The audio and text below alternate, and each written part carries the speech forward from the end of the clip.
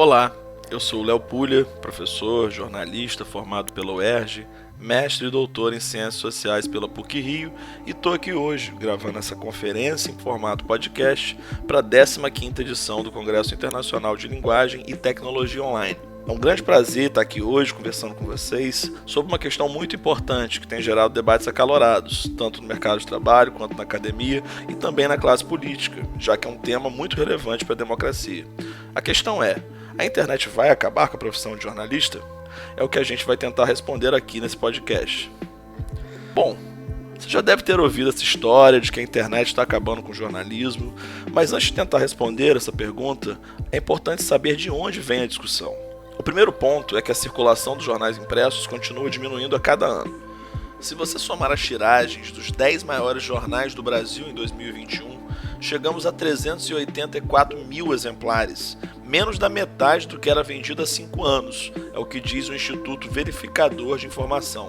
Como os jornais impressos são a mídia jornalística mais tradicional, que remonta à Idade Média e dá origem ao próprio termo jornalismo, a sua queda de circulação tem servido para justificar todo o alarmismo em cima dessa questão, até porque não param de surgir notícias de demissão em massa nas redações de veículos tradicionais. Por mais que os públicos das versões digitais desses jornais também estejam aumentando rapidamente, em 2016 os sites dos 10 maiores jornais somados atingiam 600 mil pessoas.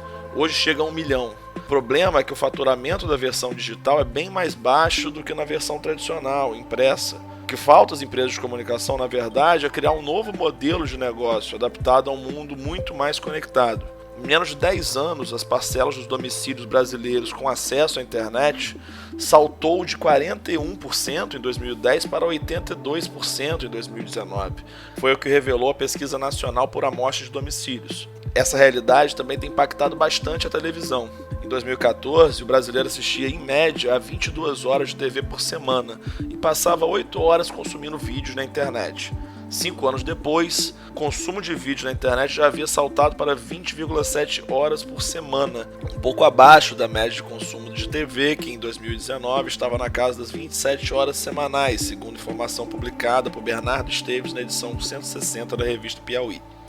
Essa migração do público para os vídeos em streaming provocou nos últimos 20 anos uma queda de 17% na audiência de todos os canais de TV aberta somados. Segundo dados do Cantar Ibope, o SBT, por exemplo, perdeu 40% da audiência nos últimos 20 anos, enquanto o público da Globo caiu 20%. Como os telejornais são historicamente os veículos de jornalismo com maior alcance, a queda na sua audiência tem servido para justificar também a tese do fim do jornalismo junto com a queda da circulação da mídia impressa. Que estamos vivenciando um período de transição tecnológica é inegável, mas isso significa que as pessoas estão deixando de consumir jornalismo? Para responder, precisamos antes de uma definição. Juarez Bahia, por exemplo, define o jornalismo como o trabalho de apurar, reunir, selecionar e difundir notícias, ideias, acontecimentos e informações gerais com veracidade, exatidão, clareza, rapidez e de modo a conjugar pensamento e ação. Ou seja, o jornalismo é todo o trabalho de produção e divulgação de informação socialmente relevante, feita com rigor profissional, independente do meio de comunicação.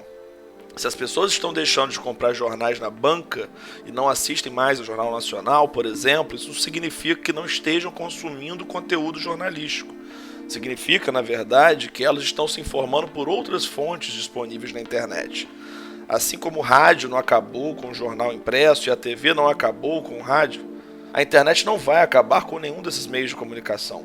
Como mostrou Tim Wu, sempre quando uma nova tecnologia de comunicação surge, é anunciada a morte das tecnologias anteriores, mas isso não acontece. Os meios tradicionais podem perder espaço, mas acabam se adaptando e encontrando espaço numa nova realidade. O que a internet fez foi ampliar as possibilidades de produção e veiculação de conteúdo. Até a internet, para empreender no mercado de informação, era necessário gastar muito dinheiro, montando parque gráfico, uma emissora de TV ou de rádio. Hoje, qualquer pessoa pode publicar uma matéria bombástica, com texto, imagem, vídeo, basta um aparelho de celular e conexão de internet. Essa ideia de que todo cidadão se tornou um jornalista costuma ser utilizada como argumento final das análises apocalípticas. Afinal, por que eu vou comprar o jornal se eu tenho essa infinidade de informação gratuita à minha disposição? Só que o problema é justamente essa infinidade de informações. Como eu vou filtrar o que realmente importa em meio a essa avalanche de conteúdo? Durante séculos, o mercado de comunicação foi marcado pela escassez de informação. Para conseguir saber o que estava acontecendo, era preciso comprar o jornal, ou um aparelho de rádio, TV. Com a internet, o paradigma se inverteu. Pela primeira vez na história, o problema deixou de ser a falta de informação para se tornar o excesso de informação. Para se manter informado, é preciso hoje filtrar o que realmente é relevante e, sobretudo, o que é verdadeiro, pois grande parte do conteúdo produzido nas redes é falso. Por dois motivos. Primeiro, porque grande parte do conteúdo é produzido por milhões de pessoas sem nenhum treinamento jornalístico. Mas pode ser pior, porque cada vez mais é comum que o conteúdo seja produzido por pessoas treinadas, mas que usam seu conhecimento de técnicas jornalísticas para difundir mentiras propositalmente. São as chamadas notícias falsas ou fake news. Por que isso acontece? Como as informações que a gente recebe filtram a nossa percepção da realidade, moldam nossa visão de mundo, essas estruturas de produção e disparo de notícias falsas buscam justamente manipular e radicalizar as pessoas, fazendo com que elas sirvam ao projeto de poder de determinado grupo político. São verdadeiras máquinas de mentir que criam realidades paralelas para milhões de pessoas. Falsificam o debate público, dividem a sociedade e destroem a democracia, já que a soberania do povo, que caracteriza a democracia, exige que os cidadãos estejam minimamente informados sobre a realidade. O problema das fake news é mundial. Foi central, por exemplo, na eleição de Donald Trump à presidência dos Estados Unidos em 2016. E também foi central na eleição de Jair Bolsonaro 2 anos depois aqui no Brasil. Em resposta, o Supremo Tribunal Federal tem avançado nas investigações dos crimes cometidos pelo chamado Gabinete do Ódio, comandado pela família Bolsonaro. Esse tipo de ação do judiciário é fundamental para responsabilizar os criminosos e para coibir a circulação de informação falsa, sobretudo aquelas informações que colocam a vida das pessoas em risco, como as mentiras sobre vacina. Mas isso está longe de ser suficiente, o buraco é muito mais embaixo. Para combater a fake news é preciso, sobretudo, educar as pessoas, para estimular a capacidade de discernimento do que é verdadeiro, coisa que não se faz de um dia para o outro. O combate às fake news também exige justamente a valorização do jornalismo profissional, como uma fonte confiável que produz informação a partir de técnicas e princípios jornalísticos. Não é um desafio pequeno. Primeiro é preciso resgatar a credibilidade do jornalismo, que é constantemente atacada pelas máquinas de comunicação de grandes grupos políticos. Isso só pode ser feito a partir de um reforço da ética profissional, mas também, e essa é a parte mais difícil, da criação de novos modelos de negócio que tornem economicamente viável a produção e o comércio de informação de qualidade num mundo onde todos são produtores de conteúdo e potencial e poucos estão dispostos a pagar por informação. Na minha opinião, como pesquisador e como jornalista com experiência em grandes empresas, é uma questão de tempo para que novos modelos de negócio se consolidem. Mas enquanto isso não acontece, continuamos vivendo essa transição, um período incerto, mas cheio de oportunidades.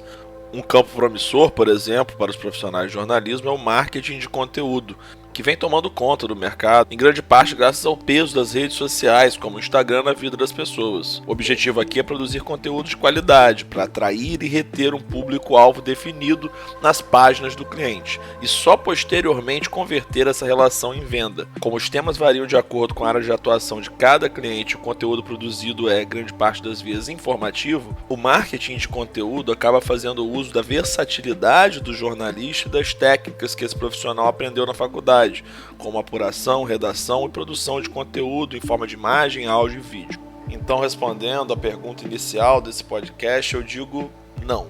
A internet não vai acabar com a profissão de jornalista, pelo contrário.